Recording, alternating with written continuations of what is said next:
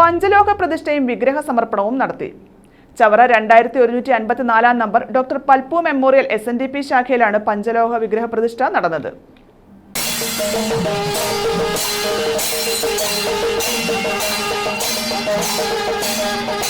Chavara 2154 number doctor Palpu memorial SNDP ശാഖയിലാണ് പഞ്ചലോഹ വിഗ്രഹ പ്രതിഷ്ഠയും ഗുരുമന്ദിര സമർപ്പണവും നടന്നത്.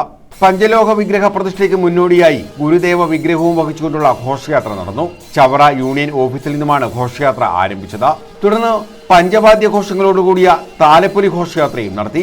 നല്ലേഴത്തുമുക്ക് അരത്തുകണ്ട ക്ഷേത്രത്തിൽ നിന്നും ആരംഭിച്ച താലപ്പൊലി ഘോഷയാത്ര ചക്കാട്ടുമുക്ക് വഴി ശാഖാമന്ദിരത്തിൽ എത്തിച്ചേർന്നു. ജി കുമുദേശൻ തന്ത്രികളുടെ മുഖ്യ കാർമ്മികത്വത്തിലായിരുന്നു പഞ്ചലോഹ വിഗ്രഹ പ്രതിഷ്ഠ. തുടർന്ന് സ്വാമി വിശാലാനന്ദ ഗുരുമന്ദിര സമർപ്പണവും പ്രബോധനവും നടത്തി. തോട്ടിന് വടക്ക് ചുങ്കത്ത് ഭഗീരഥത്തിൽ അഭിനസ് ബാബുവിന്റെ സ്മരണയ്ക്കായി പിതാവ് B ശശിബാബുവാണ് പഞ്ചലോഹ ഗുരുദേവ വിഗ്രഹം നിർമ്മിച്ചു നൽകിയത്. ഇദ്ദേഹത്തെയും കുടുംബത്തെയും ചടങ്ങിൽ ആദരിച്ചു. പൊതുസമ്മേളനം Chavara SNDP union president Arinellur Sanjayan ഉദ്ഘാടനം ചെയ്തു. ഗുരുദേവൻ ഇന്ത്യയിലെ മറ്റു ഗുരുക്കന്മാരെല്ലാം വ്യത്യസ്തനാണ് എന്ന് ഞാൻ പറയേണ്ട കാര്യമില്ല. ആ ഗുരുദേവന്റെ പ്രതിഷ്ഠകൾ എടുത്ത് പരിശോധിച്ച് നോക്കാൻ നമുക്ക് മനസ്സിലാക്കാം. ഗുരുദേവൻ മറ്റു ഗുരുക്കന്മാരെല്ലാം ഈ രാജ്യത്ത് ഒരുപാട് പ്രതിഷ്ഠകൾ നടത്തിയിട്ടുണ്ട്. അവരെല്ലാം പ്രതിഷ്ഠിച്ചത് ഹിന്ദു ദേവതകളെയും ദേവന്മാരെയും ആയിരുന്നുവെങ്കിൽ ഗുരുദേവന്റെ പ്രതിഷ്ഠ നടത്തിയത് അന്ന് നിലനിന്ന അനാചാരങ്ങൾക്കും അന്ധവിശ്വാസങ്ങൾക്കുമെതിരെ മനുഷ്യ മനസ്സിനെ ബോധവൽക്കരിക്കുവാനും മനുഷ്യ മനസ്സിലേക്ക് വെളിച്ചം കൊടുത്ത് അവനെ മനുഷ്യനാക്കി മാറ്റുവാനുള്ള പ്രതിഷ്ഠകളായിരുന്നു. അതാണ് സ്വാമിജി ഇവിടെ പറഞ്ഞത്. വിളക്കും ദീപവും സനാതന ധർമ്മങ്ങളും കണ്ണാടിയും പ്രതിഷ്ഠിച്ച് മറ്റു ഗുരുക്കന്മാർക്ക് മാതൃകയാവുകയായിരുന്നു ശ്രീനാരായണ ഗുരുദേവൻ. ശാഖാ പ്രസിഡന്റ് N ദേവരാജൻ അധ്യക്ഷത വഹിച്ചു.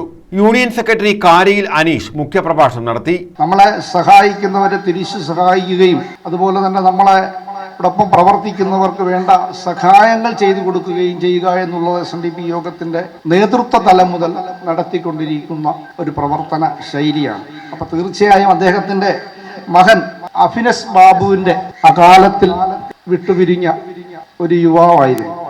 അവരുടെ മാതാപിതാക്കളെ സംബന്ധിച്ചിടത്തോളം ഏറെ ദുഃഖവും വിഷമവും ഉണ്ടാക്കിയ ആ മരണം, ആ വേർപാട് അദ്ദേഹത്തിൻ്റെ ഓർമ്മകൾ കൂടി ഉണർത്തുന്ന, അല്ലെങ്കിൽ അദ്ദേഹത്തിൻ്റെ സ്മരണയ്ക്കായിട്ട് കൂടിയാണ് അവർ ഈ സംരംഭങ്ങളൊക്കെ തന്നെ നമുക്ക് ഈ ശാഖയ്ക്കായി സമർപ്പിച്ചിട്ടുള്ളത്. തീർച്ചയായും അവരുടെ ആ നന്ദിയുള്ള, ആ നന്മയുള്ള പ്രവർത്തനങ്ങൾക്ക് നമ്മൾ അവരുടെയും അവരുടെ കുടുംബത്തിനും വേണ്ടി എല്ലാവിധമായ പ്രാർത്ഥനയും നൽകണം. അതോടൊപ്പം തന്നെ അവർക്കൊരു നല്ല ബിഗ് സല്യൂട്ട്, ഒരു നല്ല കയ്യടി നമുക്ക് കൊടുക്കണം.